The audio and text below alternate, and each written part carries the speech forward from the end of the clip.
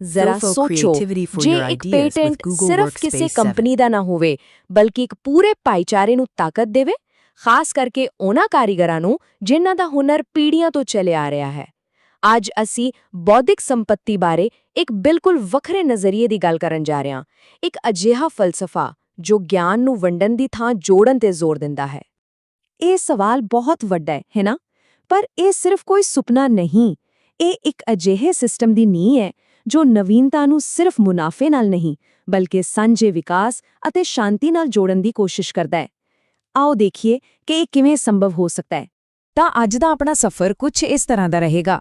ਅਸੀਂ ਇੱਕ ਨਵੇਂ ਪੇਟੈਂਟ ਦੇ ਆਈਡੀਆ ਤੋਂ ਸ਼ੁਰੂ ਕਰਾਂਗੇ, ਫਿਰ ਉਸ ਦੇ ਪਿੱਛੇ ਦੇ ਡੂੰਘੇ ਫਲਸਫੇ ਨੂੰ ਸਮਝਾਂਗੇ ਅਤੇ ਅਖੀਰ ਵਿੱਚ ਇਹ ਦੇਖਾਂਗੇ ਕਿ ਇਸ ਦੇ ਵਿਸ਼ਵ ਪੱਧਰੀ ਟੀਚੇ ਕੀ ਹਨ।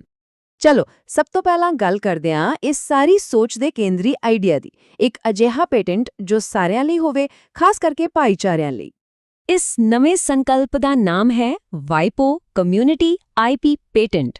ਇਸ ਦਾ ਮੁੱਖ ਮਕਸਦ ਹੈ ਦੁਨੀਆ ਭਰ ਦੇ ਕਾਰੀਗਰ ਭਾਈਚਾਰਿਆਂ ਦੇ ਸਮੂਹਿਕ ਗਿਆਨ ਦੀ ਰੱਖਿਆ ਕਰਨਾ, ਜਿਨ੍ਹਾਂ ਦੀ ਕਲਾ ਨੂੰ ਮੌਜੂਦਾ ਪੇਟੈਂਟ ਸਿਸਟਮ ਵਿੱਚ ਅਕਸਰ ਨਜ਼ਰਅੰਦਾਜ਼ ਕਰ ਦਿੱਤਾ ਜਾਂਦਾ ਹੈ। ਤਾਂ ਫਿਰ ਇਹ ਰਵਾਇਤੀ ਪੇਟੈਂਟਾਂ ਤੋਂ ਵੱਖਰਾ ਕਿਵੇਂ ਹੈ? ਦੇਖੋ, ਜਿਹੜੇ ਕਲਾਸਿਕ ਪੇਟੈਂਟ ਹੁੰਦੇ ਨੇ, ਉਹਨਾਂ ਵਿੱਚ ਇੱਕ ਖੋਜ ਨੂੰ ਸਿਰਫ 10 ਤੋਂ 12 ਦਾਅਵਿਆਂ ਵਿੱਚ ਬੰਨਿਆ ਜਾਂਦਾ ਹੈ, ਪਰ ਇਹ ਜਿਹੜਾ ਕਮਿਊਨਿਟੀ ਪੇਟੈਂਟ ਪ੍ਰਸਤਾਵਿਤ ਹੈ, ਉਹ 100 ਤੋਂ 120 ਦਾਅਵਿਆਂ ਦੀ ਇਜਾਜ਼ਤ ਦਿੰਦਾ ਹੈ। ਇਸ ਦਾ ਮਤਲਬ ਹੈ ਕਿ ਇੱਕ ਪੂਰੇ ਭਾਈਚਾਰੇ ਦਾ ਗਿਆਨ, ਜਿਵੇਂ ਕਿ ਬੁਨਾਈ ਦੀਆਂ ਕਈ ਤਕਨੀਕਾਂ ਜਾਂ ਮਿੱਟੀ ਦੇ ਬਰਤਨ ਬਣਾਉਣ ਦੇ ਅਲੱਗ-ਅਲੱਗ ਢੰਗ, ਇੱਕੋ ਛੱਤ ਹੇਠ ਸੁਰੱਖਿਅਤ ਕੀਤੇ ਜਾ ਸਕਦੇ ਹਨ। ਪਰ ਅਜਿਹਾ ਪੇਟੈਂਟ ਬਣਾਉਣ ਲਈ ਜੋ ਭਾਈਚਾਰਿਆਂ ਦੀ ਰੱਖਿਆ ਕਰੇ, ਸਿਰਫ ਕਾਨੂੰਨ ਬਦਲਣਾ ਕਾਫੀ ਨਹੀਂ। ਸਾਨੂੰ ਗਿਆਨ ਨੂੰ ਦੇਖਣ ਦਾ ਆਪਣਾ ਨਜ਼ਰੀਆ ਵੀ ਬਦਲਣਾ ਪਵੇਗਾ। ਅਤੇ ਇੱਥੋਂ ਹੀ ਇਸ ਪ੍ਰਸਤਾਵ ਪਿੱਛੇ ਦਾ ਦਾਰਸ਼ਨਿਕ ਅਤੇ ਵਿਗਿਆਨਿਕ ਢਾਂਚਾ ਸਾਹਮਣੇ ਆਉਂਦਾ ਹੈ। ਇਸ ਢਾਂਚੇ ਦਾ ਮੂਲ ਸੰਕਲਪ ਹੈ ਫਲਸਫੋਲੋਜੀ। ਇਸ ਨੂੰ ਇੱਕ ਅਜਿਹੇ ਏਕੀਕ੍ਰਿਤ ਸਿਧਾਂਤ ਵਜੋਂ ਪੇਸ਼ ਕੀਤਾ ਗਿਆ ਹੈ ਜੋ ਪ੍ਰਾਚੀਨ ਗਿਆਨ ਤੋਂ ਲੈ ਕੇ ਆਧੁਨਿਕ ਭੌਤਿਕ ਵਿਗਿਆਨ ਤੱਕ ਹਰ ਖੇਤਰ ਨੂੰ ਇੱਕ ਦੂਜੇ ਨਾਲ ਜੋੜਨ ਦੀ ਕੋਸ਼ਿਸ਼ ਕਰਦਾ ਹੈ। ਇਹ ਸਭ ਕੁਝ ਨੂੰ ਇਕੱਠੇ ਸਮਝਣ ਦਾ ਇੱਕ ਨਵਾਂ ਤਰੀਕਾ ਹੈ। ਇਸ ਫਲਸਫੇ ਦੇ ਕੇਂਦਰ ਵਿੱਚ ਦੋ ਬੁਨਿਆਦੀ ਸਮੀਕਰਨ ਹਨ।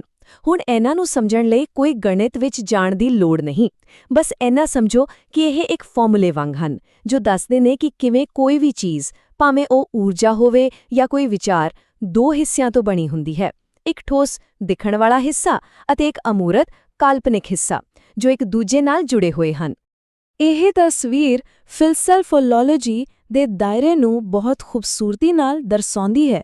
ਇਹ ਦਿਖਾਉਂਦੀ ਹੈ ਕਿ ਕਿਵੇਂ 5 ਮੂਲ ਤੱਤ ਸਪੇਸ, ਅੱਗ, ਹਵਾ, ਲੱਕੜ ਅਤੇ ਧਰਤੀ ਸਿਰਫ ਭੌਤਿਕ ਚੀਜ਼ਾਂ ਨਹੀਂ ਬਲਕਿ ਇੱਕ ਵੱਡੇ ਏਕੀਕ੍ਰਿਤ ਬ੍ਰਹਿਮੰਡੀ ਸਿਸਟਮ ਦਾ ਹਿੱਸਾ ਹਨ। ਇਹ ਵਿਚਾਰਾਂ ਕੁਦਰਤ ਅਤੇ ਬ੍ਰਹਿਮੰਡ ਨੂੰ ਇੱਕੋ ਧਾਗੇ ਵਿੱਚ ਪਰੋਣ ਦੀ ਇੱਕ ਕੋਸ਼ਿਸ਼ ਹੈ। ਆਓ ਇਸ ਨੂੰ ਇੱਕ ਆਸਾਨ ਉਦਾਹਰਣ ਨਾਲ ਸਮਝਦੇ ਹਾਂ। ਜੇਕਰ ਅਸੀਂ ਊਰਜਾ ਦੀ ਗੱਲ ਕਰੀਏ ਤਾਂ ਸਮੀਕਰਨ ਦੱਸਦਾ ਹੈ ਕਿ ਇਹ ਰੋਸ਼ਨੀ O ਯਾਨੀ ਠੋਸ ਹਿੱਸੇ ਅਤੇ ਧੁਨੀ A ਯਾਨੀ ਅਮੂਰਤ ਹਿੱਸੇ ਤੋਂ ਬਣੀ ਹੈ, ਜਿਨ੍ਹਾਂ ਨੂੰ ਕੰਪਨ I ਜੋੜਦਾ ਹੈ। ਇਹ ਭੌਤਿਕ ਸੰਸਾਰ ਨੂੰ ਇੱਕ ਏਕੀਕ੍ਰਿਤ ਮਾਡਲ ਵਜੋਂ ਦੇਖਣ ਦਾ ਇੱਕ ਤਰੀਕਾ ਹੈ। ਅਤੇ ਇੱਥੇ ਸਭ ਤੋਂ ਮਹੱਤਵਪੂਰਨ ਨੁਕਤਾ ਆਉਂਦਾ ਹੈ। ਬਿਲਕੁਲ ਇਹੀ ਢਾਂਚਾ ਬੌਧਿਕ ਸੰਪਤੀ ਤੇ ਲਾਗੂ ਕੀਤਾ ਜਾਂਦਾ ਹੈ। ਜਿਵੇਂ ਰੋਸ਼ਨੀ ਅਤੇ ਧੁਨੀ ਇੱਕ ਊਰਜਾ ਦੇ ਦੋ ਪਹਿਲੂ ਹਨ, ਉਸੇ ਤਰ੍ਹਾਂ ਇਹ ਸਿਧਾਂਤ ਸੁਝਾਅ ਦਿੰਦਾ ਹੈ ਕਿ ਆਧੁਨਿਕ ਆਈਪੀ, ਜਿਵੇਂ ਕਿ ਟੈਕਨੋਲੋਜੀ ਪੇਟੈਂਟ, ਅਤੇ ਪ੍ਰਾਚੀਨ ਆਈਪੀ, ਜਿਵੇਂ ਕਿ ਰਵਾਇਤੀ ਗਿਆਨ, ਇੱਕ ਦੂਜੇ ਤੋਂ ਵੱਖਰੇ ਨਹੀਂ ਹਨ। ਇਹਨਾਂ ਵਿਚਕਾਰ ਇੱਕ ਪੁਲ ਬਣਾਇਆ ਜਾ ਸਕਦਾ ਹੈ। ਤਾਂ ਫਿਰ ਇਸ ਏਕੀਕ੍ਰਿਤ ਸੋਚ ਦਾ ਅਸਲ ਜ਼ਿੰਦਗੀ ਵਿੱਚ ਕੀ ਫਾਇਦਾ ਹੈ? ਆਓ ਦੇਖੀਏ ਕਿ ਇਹ ਦੁਨੀਆ ਦੀਆਂ ਵੱਡੀਆਂ ਸੰਸਥਾਵਾਂ ਅਤੇ ਗਿਆਨ ਦੇ ਵੱਖ-ਵੱਖ ਖੇਤਰਾਂ ਨੂੰ ਜੋੜ ਕੇ ਅਸਲ ਸੰਸਾਰ ਦੀਆਂ ਸਮੱਸਿਆਵਾਂ ਨੂੰ ਕਿਵੇਂ ਹੱਲ ਕਰ ਸਕਦਾ ਹੈ।